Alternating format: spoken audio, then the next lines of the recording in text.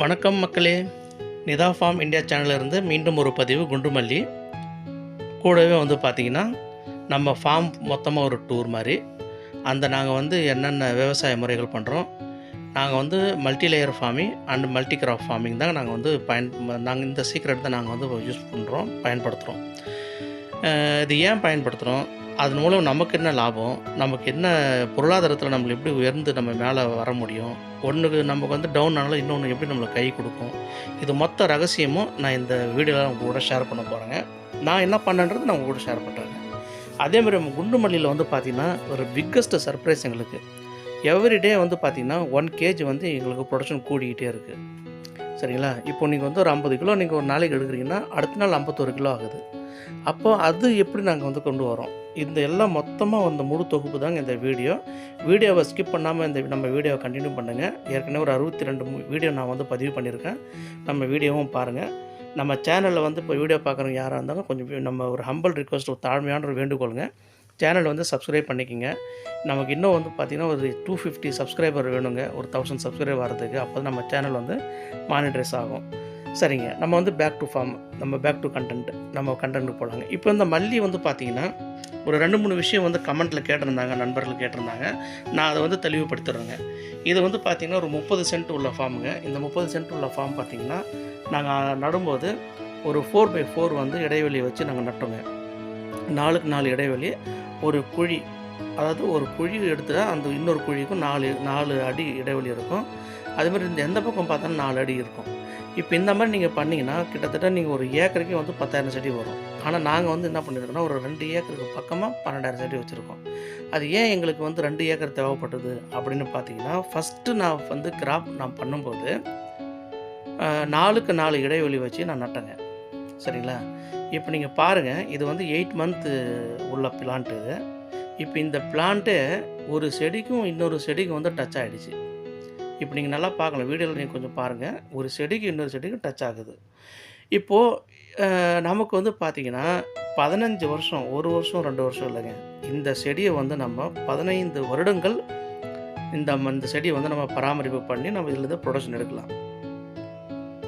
அப்போ நமக்கு இடையில் கேப் இருந்தால் தான் நம்ம உள்ளே போக முடியும், பூவை பறிக்க முடியும், நம்ம ஃபெர்டிலைசர் நம்ம பிளான்ட்டுக்கு வைக்க முடியும், நமக்கு எல்லாமே சௌகரியமாக இருக்குங்க. சரி, நாங்கள் நட்டுறதுக்கு அப்புறமா நான் அடுத்தது என்ன பண்ணேன்னா, செகண்ட் லாட்டு நான் என்ன பண்ணேன்னா ஒரு 6200 பிளான்ட்டு என்ன பண்ணேன், 6க்கு 6 வச்சேங்க. 6க்கு 6 இல்லை 7க்கு 7 கூட இருக்கும். ஏன்னா கொஞ்சம் கேப் நான் அதிகரித்து வச்சேன். ஏன்னு கேட்டிங்கன்னா, நம்ம செடியை பொறுத்த வரைக்கும், மல்லிகை செடிகளை பொறுத்த வரைக்கும் எந்த அளவுக்கு நம்ம செடியை பிரான்ச்சஸ் கூட்டுறோமோ அந்த அளவுக்கு நமக்கு ப்ரொடக்ஷன் கூட்டுங்க. நம்ம பிரான்ச் இல்லாமல் நம்ம செடியை சும்மா ஒரு 10-20 கிளையை வச்சுட்டு நம்மளால் ஒரு 100 கிலோ 12,000 செடி 100 கிலோ நம்ம எதிர்பார்க்குறோம். ஏன்னா நான் 100 கிலோ ஹார்வெஸ்டிங் நம்மளோட டார்கெட்டு. இப்போ நான் 10 ஒரு 15 கிளைகள் வச்சுக்கிட்டு என்னால் அந்த ப்ரொடக்ஷன் கொண்டு வர முடியும்னா நிச்சயமாக முடியாதுங்க. அப்போது நான் ஏற்கனவே உங்கள்கிட்ட இந்த நம்ம சேனலில் பதிவு பண்ணியிருக்கேன் பாருங்கள், கொஞ்சம் பழைய செடி 1 இயர் மேலே ஆன செடிகள்லாம் இருக்குது பாருங்கள். கட் பண்ணுறது போட்டிருக்கேன், கட் பண்ணாதையும் போட்டிருக்கேன் பாருங்கள். அந்த வீடியோலாம் பாருங்கள். அதெல்லாம் பார்த்திங்கன்னா கட் பண்ணதுக்கப்புறமா அந்த இடைவெளி அப்படி இருக்குது. நான் கட் பண்ணாமல், ஏன்னா நம்ம செடியை வருஷத்தில் ஒரு தடவை தான் நம்ம கவாத்து பண்ண போகிறோம். எப்போ பண்ண போகிறோம்னா டிசம்பர் எண்டில் பண்ணால் தான் ஜனவரி பிப்ரவரி நமக்கு செடியெல்லாம் மறுபடியும் புதுசாக துளிர் எடுத்து வரும். மார்ச்லேருந்து மறுபடியும் ப்ரொடக்ஷன் ரீஸ்டார்ட் ஆகும். இதுதான் அங்கே மல்லியோட கான்செப்ட்டு. இப்போ நான் கட் பண்ணி நான் செடியை விட்டால் தான் நான் அந்த செடி இன்னொரு செடிக்கு நடுவில் கொஞ்சம் கேப் இருக்குது. அப்போ நான் கட் பண்ணாமல் விட்டோம்னா நம்ம செடி உள்ளே போய் பூ பறிக்கிறது ரொம்ப சிரமங்க. நம்ம தோட்டத்தில் நம்ம உரிமையாளர்கள் பறிக்கும்போது கூட சில சங்கடங்கள் நம்ம தாங்கிடலாம். செடி கொஞ்சம் உரைப்போ கொஞ்சம் உரசுதுன்னா தாங்கிடலாம். ஆனால் ஒரு வேலைக்கு நம்ம தோட்டத்துக்கு வரவங்களுக்கும் அவங்களுடைய ஹெல்த்தும் நம்ம கொஞ்சம் கான்சியஸாக வச்சுக்கணுங்க. இது ஒரு ஜென்ரல் பர்பஸ். என்னோடய கணிப்பு பிரகாரம் பார்த்திங்கன்னா 4 to 4 தாராளமாக வைக்கலாங்க, தப்பு எதுவுமே கிடையாது. ஆனால் செடி டு செடி மோதும், இல்லை செடி இன்னும் பெருசாகணும் அப்படின்னு நினைக்கிறவங்க 5 to 5 போகலாம். இப்போ லேண்டு கொஞ்சமாக தான் இருக்குது, ஒரு 30 சென்ட் 20 சென்ட் இருக்குன்னா நிச்சயமாக நீங்கள் தாராளமாக 4 to 5 வைங்க. ஏன்னா அப்போ தான் நம்ம மோர் செடி அதிகமாக செடி நம்மளால் பிளான்டேஷன் பண்ண முடியும். இப்போ லேண்டு நிறையா வச்சுருக்காங்க அவங்கன்னா ஒரு 6 to 6 போகலாங்க. இப்போ இதெல்லாம் பார்த்தீங்கன்னா நான் ஏற்கனவே ஒன்று சொல்லியிருந்தேன் பார்த்தீங்களா, multi layer farming and multi crop farming. இப்போ நான் வந்து multi layer farming again multi crop farming இது 2 மெத்தடும் நான் வந்து பயன்படுத்துகிறேங்க. இது வந்து தி வேர்ல்டு ஃபேமஸ் மெத்தடுங்க. இது நம்ம மட்டும் இந்தியா மட்டும் கிடையாதுங்க. இஸ்ரேலில் ஆரம்பித்து உலக நாடுகளில் முக்கியமான நாடுகள், விவசாய நாடுகள் எல்லாமே இதை பயன்படுத்துகிறாங்க. கூடவே வந்து பார்த்திங்கன்னா நம்ம பெருமதிப்புக்குரிய ஐயா சுபாஷ் பாலேக்கர் ஐயாவும் சரி, ஐயா நம்மாழ்வார் அவர்களும் சரி, இவங்க எல்லாமே நம்ம வந்து மிகவும் ரொம்ப ரிக்வெஸ்ட்டாகவும் சொல்கிறாங்க. என்னன்னு கேட்டிங்கன்னா, don't not believe for single crop. அவங்களோட கான்செப்ட் இது தாங்க. யாரும் வந்து ஒரு வகை தாவரம், ஒரு வகை பயிரை வந்து நம்பி பயிர் பண்ணாதீங்க அப்படின்னு ரிக்வெஸ்ட் பண்ணுறாங்க. அது ஏன்னு கேட்டிங்கன்னா, அதுக்கு behind of the reason is நம்ம ஒரு வகை பயிர் நம்ம பண்ணுறோம். இப்போ உதாரணத்துக்கு நெல் பண்ணுறோம், கரும்பு பண்ணுறோம், வாழை பண்ணுறோம், இதுமாரி பண்ணுறோன்னு வச்சிங்களேன். இப்போ என்கிட்ட வாழை தோப்பு கூட இருக்குங்க. ரொம்ப பெரிய தோப்பு இல்லை, சின்ன தோப்பு தாங்க. அது கூட இருக்குது. நான் அது வந்து வேறு ஒரு இடத்துல இருக்குங்க. இப்போ இதெல்லாம் வந்து பார்த்திங்கன்னா, காற்று வந்ததுனாங்க, நம்ம ஒரு தடவை வாழை நம்ம சாஞ்சு போச்சுன்னா அந்த வருடத்தில் வரக்கூடிய ஒரு வருமானம் கூட நமக்கு கிடைக்காதுங்க. நமக்கு அன்லெஸ் நமக்கு வந்து செகண்ட் ஆர் தேர்ட் இன்கம் ஏதாவது இருந்தால் மட்டும்தான் நம்மளால் சர்வைவல் பண்ண முடியும். இல்லைன்னா நம்மளால் சர்வைவல் பண்ண முடியாது. யாராவது ஜாபில் இருக்காங்க, கவர்மெண்ட் ஜாபில் இருக்காங்கன்னா நம்மளால் சர்வைவல் பண்ணிட முடியும். நான் விவசாயியாக இருக்கிறவங்க மொத்த வருமானத்தையும் நம்ம விவசாயத்தை நம்பி இருக்கிறவங்களால சர்வைவல் பண்ணுறதுக்கு ரொம்ப ரொம்ப சிரமங்க. அதனால தான் நம்ம சில இடங்களில் வந்து விவசாயிகள் தோல்வியை நோக்கி சந்திக்கிறாங்க. இப்போ நாங்கள் என்ன பண்ணோம்னா, ஆரம்பத்தில் நான் கூட சிறு பயிர் தாங்க பண்ணேன். ஒரு 2 பயிர் தாங்க பண்ணேன், ரொம்பலாம் பண்ணல. ஒரு முறை வேர்க்கடலை போட்டேன், ஒரு முறை வந்து பார்த்திங்கன்னா உளுந்து கொஞ்சம் போட்டேங்க. பட் இது வந்து என்ன ஆகிடுதுன்னா, நம்ம போட்ட காசும் நம்ம எடுக்கிற காசுக்கும் வந்து இணையாகவே இருக்குது. 2வது லேபர் ஆக்டிவிட்டீஸ் வந்து ரொம்ப கூடவே இருக்குது. அதனால் நான் என்ன பண்ணேன்னா, சரி நம்ம இதுலேருந்து கொஞ்சம் எஸ்கேப் ஆகி நம்ம வேறு ஒரு பண்ணலான்னு சொல்லிட்டு திங்க் பண்ணும்போது தான் நான் வந்து ஃபஸ்ட்டு பிளான் பண்ணது டீக்வுட்டு, தேக்கு மரங்கள். ஒரு 5400 தேக்கு மரங்கள் போட்டிருக்குங்க. சந்தன மரம், செம்மரம் ஒரு 2000 மரம் பக்கமாக இருக்குது. இது எல்லாமே தேக்கு மரங்கள் வந்து நான் வந்து பிளான்டேஷன் பண்ணேன். கூடவே வந்து பார்த்திங்கன்னா நமக்கு இன்னொரு இன்கம் வேணும் இல்லைங்களா. தேக்கு மரம் எப்படியும் ஒரு 40-50 அடிக்கு மேலே போயிடும். அப்புறம் வந்து பார்த்திங்கன்னா இன்னொரு பயிர் வேணும் இல்லைங்களா. அதுக்கு நடுவில் வந்து ஒரு 900 கோகோனட் ட்ரீஸ் வந்து நான் ஒன்று பிளான் பண்ணேங்க. இது எல்லாமே வந்து நெக்ஸ்ட் இயர் மேபி ஹார்வெஸ்டிங் வரதுக்கு வாய்ப்புகள் இருக்குங்க. சரி, இப்போ நம்ம அந்த கண்டென்ட் அங்கே விட்டுங்க. நெக்ஸ்ட் வரும்போது அதை கண்டினியூ பண்ணுறேன். இது வந்து பார்த்திங்கன்னா அடுத்தது இந்த மல்டி கிராப்னு சொன்னேன் பார்த்தீங்களா, இது தாங்க. மல்டி கிராப்லேயும் வந்து பார்த்திங்கன்னா நான் வந்து பட்டன் ரோஸ் சூஸ் பண்ணேன். பட்டன் ரோஸ் வந்து ஒரு 4500 பிளான்ஸ் சூஸ் பண்ணேன். அதுக்கு அடுத்தது வந்து பார்த்திங்கன்னா பன்னீர் ரோஸ். இது 2மே சூஸ் பண்ணேன். ஏன்னு கேட்டிங்கன்னா, ஒரு சில மாதங்கள், குறிப்பிட்ட மாதங்கள், அந்த மாதங்களில் வந்து பார்த்திங்கன்னா பன்னீர் ரோஸ் ரேட் வந்து 150 per kg இருக்குது. 150 rupees per kg. Button rose வந்து பார்த்திங்கன்னா 30 or 40, 50 rupees per kg இருக்குது. அப்படியே ஒரு மிட் ஆஃப் மந்த்தோ இல்லை எண்ட் ஆஃப் இயர் அப்படி போகும்போது பார்த்திங்கன்னா பட்டன் ரோஸோட ப்ரைஸ் வந்து பார்த்திங்கன்னா 350, 370 rupees போயிடுது per kg. பன்னீர் ரோஸ் ரேட் வந்து பார்த்திங்கன்னா 80 rupees, 70 rupees, 90 rupees வருது. ஸோ இந்த மார்க்கெட்டில் வந்து பார்த்திங்கன்னா இந்த ப்ரைஸோட இந்த ஏற்ற இறக்கம் இருக்குங்களா, அப் அண்ட் டவுன் இருக்குது இல்லைங்களா, இது நமக்கு வந்து எப்படி நம்ம முறையாக கரெக்டாக நம்ம அந்த ப்ரைஸ் ஹார்வெஸ்டிங் பண்ணணும்னு பார்த்திங்கன்னா, நம்ம 2 கிராப்பும் போட்டு வச்சா எப்போ என்ன ப்ரைஸ் போனாலும் நமக்கு வந்து ப்ராஃபிட் தான் இல்லைங்களா. இது வந்து பட்டன் ரோஸ் பார்த்துங்க. இதேமாதிரி பன்னீர் ரோஸ் நீங்கள் ஏற்கனவே இப்போ நிறையா வீடியோ பண்ணியிருக்கேன். நம்ம தோப்போட பன்னீர் ரோஸ் கூட அதுவும் பார்த்துங்க, நான் பண்ணியிருக்கேன். இப்போ இன்னும் ஃபியூச்சரில் ஒரு 1000 பிளான்ட் கொண்டு வந்து நடுறதா இருக்குங்க. கொஞ்சம் கேப் இருக்குது. அந்த கேப்லலாம் கொஞ்சம் நடணும்னு சொல்லிட்டு பிளான் பண்ணியிருக்கேங்க. மேபி நெக்ஸ்ட் வீக்லேயோ இல்லை 10-15 டேஸ்க்கும் நட்டுருவோங்க. அந்த பிளான்ட்டையும் நான் நட்டுருவேங்க. இப்போ நம்ம வந்து கால்வாய் தண்ணி தாங்க ஃபுல்லாக பூச்செடிகளுக்கு. காரணம் என்னன்னு கேட்டிங்கன்னா, இப்போ நம்ம தமிழ்நாடோட கிளைமேட் எல்லாருக்குமே தெரியுங்க, உச்சபட்சமான வெயிலுங்க. அதனால் நம்ம வந்து இப்போது ட்ரிப் இரிகேஷனில் வந்து தண்ணி பத்தாது. நம்ம ஃபில்ட்ரேஷன் பண்ணுறது ரொம்ப ரொம்ப நல்லதுங்க. இல்லை செடி வந்து வாடி போயிடும். ப்ரொடக்ஷன் நம்ம எதிர்பார்க்குற அளவுக்கு வராதுங்க. இப்போ நான் என்ன பண்ணேன்னா, பட்டன் ரோஸும் மல்லி தோட்டத்துக்கு நடுவிலும் வந்து பார்த்திங்கன்னா, இது ஒரு ஏக்கர் இருக்குங்களா, இதுக்கு பக்கத்துலேயே வந்து பார்த்திங்கன்னா இந்த கால்வாயில் ஒரு சைடு இது நட்டேன். ஏன்னா இப்போது பன்னீர் ரோஸும் சரி, பட்டன் ரோஸும் சரிங்க, இது வந்து கிட்டத்தட்ட வந்து பார்த்திங்கன்னா ஒரு 15 வருடங்கள் வச்சுருக்குன்னு சொல்கிறாங்க. பட் ஆனால் நல்ல ஒரு குட் ப்ரொடக்ஷன், சூப்பராக ஈல்டு வரும் அப்படின்னு சொல்கிறது வந்து 8 வருஷம் சொல்கிறாங்க. அதுக்கு மேலே நம்மக்கிட்ட செடி வச்சுருக்கோம்னா அதை நம்ம என்ன பராமரிப்பு பண்ணுறோமோ அதனுடைய பேஸை பொறுத்து தான் நம்ம செடியும் வந்து வச்சுருக்கோமா, எந்த அளவுக்கு போகுமான்னு தெரியல. ஆனால் 8-9 வருஷன்றது கன்ஃபார்ம்டு. அப்போ நான் வந்து என்ன பண்ணேன், சாமந்தி மொத்தம் லைஃப் டைம் வந்து பார்த்தீங்கன்னா ஒரு 5 to 6 மந்த்து தாங்க. இப்போ அதனால சாமந்தி கொண்டு வந்து ஒரு 10,000 செடி நட்டேங்க. சரிங்க. இப்போ பேக் டு நம்ம மறுபடியும் இந்த கோகனட் ஃபார்முக்கே வரலாங்க. இப்போ நான் சொன்னேன் பார்த்தீங்கன்னா, டீ கூடு நட்டேன், கூடவே வந்து பார்த்தீங்கன்னா கோகனட் ட்ரீயும் நட்டேன்னு சொல்லிட்டு இல்லைங்களா? இப்போ இந்த பெரிய மரங்கள் வந்து ஒரு 40 மரம் இருக்குங்க. இதுலேருந்து வர தேங்காயை வந்து நான் வந்து ஒரு டைம் வந்து என்ன பண்ணுறேன், ஒரு 2000 காய் இல்லை ஒரு 500, 1000 காய் சேர்ந்துருச்சுன்னா, கீழே விழுற காய் மட்டும் தாங்க எடுக்கிறது. மரத்தில் ஏறி பறித்து அதுக்கு வந்து லேபர் கூலிலாம் நான் தரதில்லைங்க. கீழே விழுற காய் கொண்டு வந்து ஃபார்ம் ஹவுஸில் சேகரித்து வச்சு, அதை வந்து நாங்கள் என்ன பண்ணுறோம், இந்த சம்மர் டைத்தில் வந்து உடச்சி அதை வந்து கொப்பரை தேங்காய் மாற்றி கொண்டு போய்ட்டு மார்க்கெட்டில் கொண்டு போய் போடுறோங்க. ஒரு கிலோ வந்து பார்த்திங்கன்னா நமக்கு வந்து அப்ராக்சிமேட்டாக 70 ரூபீஸ்லேருந்து 110 ரூபீஸ் வரைக்கும் பெர் கேஜி மார்க்கெட்டு அந்த என்ன விலை இருக்கோ அந்த விலை நிர்ணயத்துக்கு ஏற்ற மாதிரி நமக்கு கிடைக்குதுங்க. ஒரு உதாரணத்துக்கு வந்து பார்த்திங்கன்னா, ஒரு காய் நமக்கு 10 ரூபா போகுதுன்னு வச்சிங்களேன். நம்ம வந்து பார்த்திங்கன்னா ஒரு 8லேருந்து ஒரு 9 காய் நமக்கு தென்னங்காய் இருந்தால் போதுங்க. ஒரு கிலோ கொப்பரை தேங்காய் வந்துடும். ஒரு 70, 80 ரூபீஸ், 90 ரூபீஸ் கூட போயிடுதுங்க. ஸோ ஒரு காய், ஒரு தென்னங்காயோட விலை வந்து பார்த்திங்கன்னா 10 ரூபா நமக்கு கிடைக்குதுங்க. இப்போ நான் வந்து ஒரு 900 மரம் நட்டுருக்குங்க. 400 மரம் டிப்ரிசியேஷன் வச்சுக்கிட்டா கூட ஒரு 500 மரங்கள் இருக்குங்க. அப்போது நம்ம ஒரு மரத்தில் இப்போ நாங்கள் இங்கே பெரிய மரம் இருக்க பாருங்கள். இந்த மரங்கள்லாம் வந்து பார்த்திங்கன்னா கிட்டத்தட்ட ஒரு மரத்துக்கு பர் இயர் வந்து 300 காய் கிட்ட நமக்கு கிடைக்குதுங்க. இப்போ நம்ம அந்த 300 காய் போக வேண்டாம், நம்ம வந்து ஒரு 200 காய் 200 கோகனட் வந்து நம்ம பிடிச்சிட்டு போவோம். இப்போ 200 காய் வந்து நம்ம 10 ரூபா பிடிச்சா கூட ஒரு மரம் வந்து நமக்கு வந்து அப்ராக்சிமேட்டாக 2000 ரூபா தருது பர் இயர் ஒரு வருடத்திற்கு.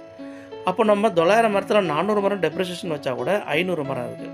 இந்த 500 மரத்துக்கு 2000 ரூபாய் நம்ம போட்டால் கூடங்க நமக்கு வந்து ஒரு வருடத்திற்கு 10 லட்ச ரூபா நமக்கு வந்து வெறும் கோகனட்லேருந்து கிடைக்குது. இதுக்கு மேலே நீங்கள் வந்து வேல்யூ அடிஷன் நீங்கள் பண்ணுறீங்கன்னா அது எல்லாமே உங்களோட திறமைங்க. இப்போ என்னோடய ஃபியூச்சர் பிளான் என்னன்னு பார்த்தீங்கன்னா, ஹோட்டல் தாங்க. இப்போ வந்து வசந்த பவன் ஐயா ஒரு இன்டர்வியூட சொல்லியிருந்தாங்க. அவங்க வந்து மோர் தென் 1.5 lakhs அதாவது 1.5 லட்சம் தென்னங்காய் வந்து ஒரு நாளைக்கு அவங்களுக்கு தேவைப்படுது அவங்களோட ஹோட்டல் அண்ட் ஸ்வீட் பிஸ்னஸ்க்காக.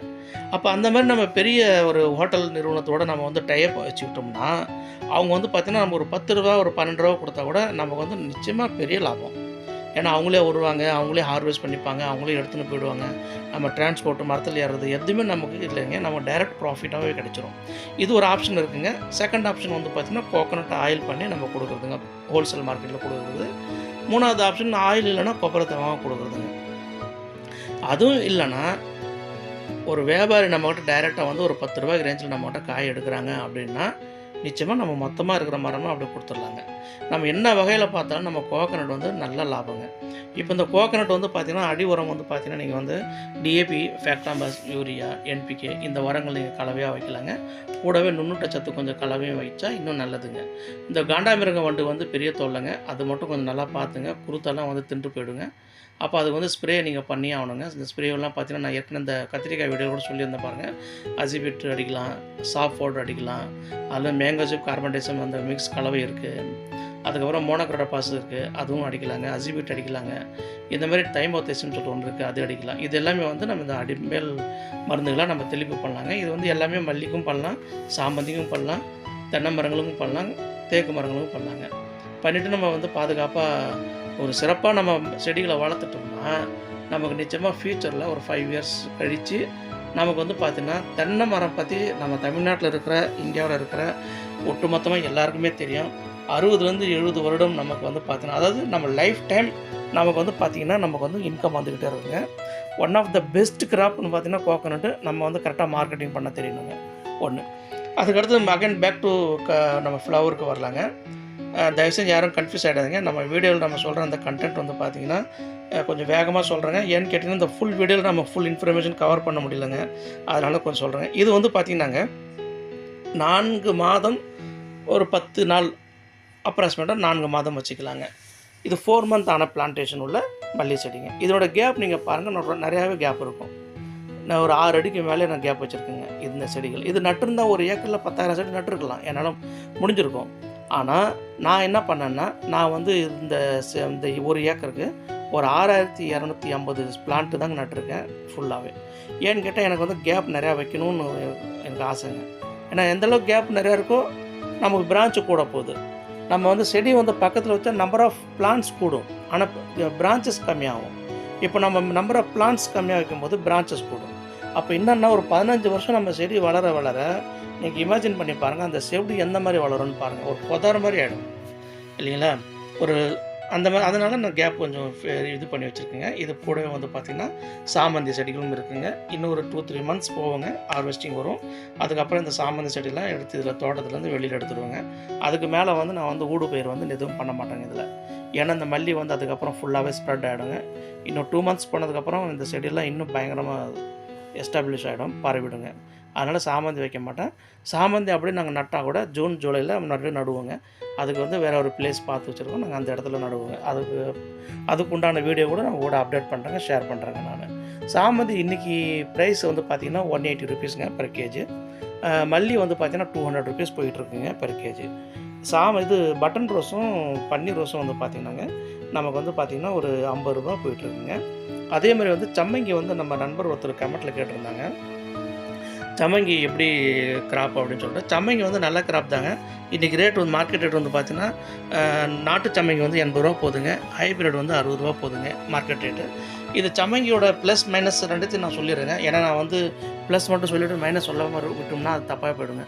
இதில் என்ன பார்த்தீங்கன்னா ஒரு சில நேரங்களில் வந்து பார்த்திங்கன்னா இந்த இப்போ சம்மங்கி வந்து மார்க்கெட்டில் திருவண்ணாமலை மார்க்கெட்டை பொறுத்த வரைக்கும் என்ன ரீசன் தெரியல, சம்மங்கி வந்து நிறையா பூ வரது இல்லைங்க. அதனால் இப்போ ரேட் வந்து பார்த்திங்கன்னா 80 ரூபா போயிட்டுருக்கு. ஆனால் ஒரு கட்டம் போன வருடம்லாம் பார்த்திங்கன்னா சம்மங்கி லிட்ரலி சொல்கிறேன் 5 ரூபா 8 ரூபா 10 ரூபா பெர் கேஜி இந்த மாதிரி வந்து ரேட்டு வந்து செல்லிங் ஆகிட்டு இருந்ததுங்க. இது எல்லாமே வந்து பார்த்திங்கன்னா டிபெண்ட்ஸு. நம்ம திருவண்ணாமலை மார்க்கெட்டை பொறுத்த வரைக்கும் நல்ல ப்ரொடக்ஷன் வருதுன்னா ஈவன் பட்டன் ரோஸ் பன்னீர் ரோஸ் கூட 30 ரூபா போயிடுதுங்க பெர் கேஜி. ஆனால் மல்லி வந்து ஸ்டாண்டர்டாக 200 கீழே வரதில்லைங்க, மினிமம் 200 ரூபா. ஹையஸ்ட் வந்து நாங்கள் செல் பண்ணதில் 2800 ருபீஸ் பெர் கேஜி நாங்கள் செல் பண்ணியிருக்கோங்க. எங்கள் ஃபார்ம்லேருந்து நாங்கள் ஹார்வெஸ்ட் பண்ணி அந்த ப்ரைஸ்க்கு நாங்கள் போட்டிருக்கோங்க. இது வந்து ஆல்மோஸ்ட் நான் தீபாவளி சீசன் அந்த சீசனில் அந்த மாதிரி ரேட்டு போகுதுங்க. சரிங்க, இப்போ நம்ம மறுபடியும் பேக் டு இந்த சேம் அந்த கோகனட் இந்த டீக்வுட் வருவோம். இதில் நான் வந்து என்ன பார்த்தீங்கன்னா ஃபஸ்ட்டு கிராப் வந்து பார்த்தீங்கன்னா டீக்வுட்டு, செகண்ட் வந்து பார்த்தீங்கன்னா செகண்ட் லேயர் வந்து பார்த்தீங்கன்னா coconut tree, and third layer வந்து பார்த்தீங்கன்னா ட்ரம் ஸ்டிக். இப்போ இந்த ட்ரம் ஸ்டிக்கெல்லாம் வந்து இப்போ அடி கட் பண்ணுங்க. ஏன்னா செடி ரொம்ப வளர்ந்து போச்சு. இப்போ இந்த இதெல்லாம் கட் பண்ணிவிட்டு மறுபடியும் ஒரு 1/2 அடி 3/4 அடி அளவுக்கு கட் பண்ணி விட்டோம்னா மறுபடியும் கீழே வந்து துளிர் எடுத்து மறுபடியும் ட்ரம் ஸ்டிக்கும் மேலே வந்துடுங்க. இது ஒரு 5000 பிளான்ட் கிட்ட இருக்குங்க. இதுவும் இப்போ பண்ணணுங்க. இப்போ நம்ம ஃபார்ம் வந்து பார்த்திங்கன்னாங்க ஓவராலாக வந்து பார்த்திங்கன்னா எல்லாமே சில இடத்துல செடிகள்லாம் நம்ம இன்னும் கொஞ்சம் மெயின்டெனன்ஸ் கொஞ்சம் குறைவாக இருக்குதுன்னு சொல்லுவாங்க. ஆனால் சில பேர் என்ன சொல்கிறாங்கன்னா ஆசிட்டிஸ் நீங்கள் அப்படியே விடுங்க அப்படின்றாங்க. செடியாண்டை மட்டும் நீங்கள் சுத்தம் பண்ணிக்கிங்க. நிலத்தில் வந்து பார்த்திங்கன்னா நம்ம நிலத்தில் மைக்ரோசம்மும் சரி, மைக்ரோக்ரோஸும் சரி, அப்புறம் அதுக்கப்புறம் வந்து அந்த மண்புழுவும் சரி, இன்னும் நம்ம நுண்ணுயிர்கள் சரி, இது எல்லாமே வந்து நம்ம ஃபார்மில் நம்ம அப்படியே இருக்கும். நமக்கு வந்து நம்ம ஃபீல்டு வந்து நல்லா இருக்குன்றாங்க. அதனால தான் வந்து உழவில்லா விவசாயம்ன்றது ரொம்ப ஒரு பாப்புலரான ஒரு டாபிக் கண்டென்ட்டுங்க. இப்போதைக்கு உழவில்லா விவசாயம் தான் இப்போ நிறையா பேர் ஃபாலோ பண்ணுறாங்க. அது நம்ம அதனால் நான் இது மாதிரி பண்ணுறேங்க. பட் ஆனால் செடி வளர்ச்சியில் வந்து எனக்கு எந்த வித குறையும் இருக்கிற மாதிரி தெரியலங்க. ஒரு நீட் க்ளீன் ஃபார்மிங் வச்சோம்னா நம்ம தோட்டத்தில் இருக்கிற நுண்ணுயிர்கள்லாம் காணாமல் போயிடுமோ அப்படிங்கிற சின்ன ஒரு பதட்டத்தில் தாங்க பண்ணுறேன். சரிங்க, தேங்க்யூ ஸோ மச்ங்க. நம்ம சேனலை சப்ஸ்கிரைப் பண்ணுங்கள். தேங்க்யூ ஃபார் சப்போர்ட்டுங்க. தேங்க்யூ.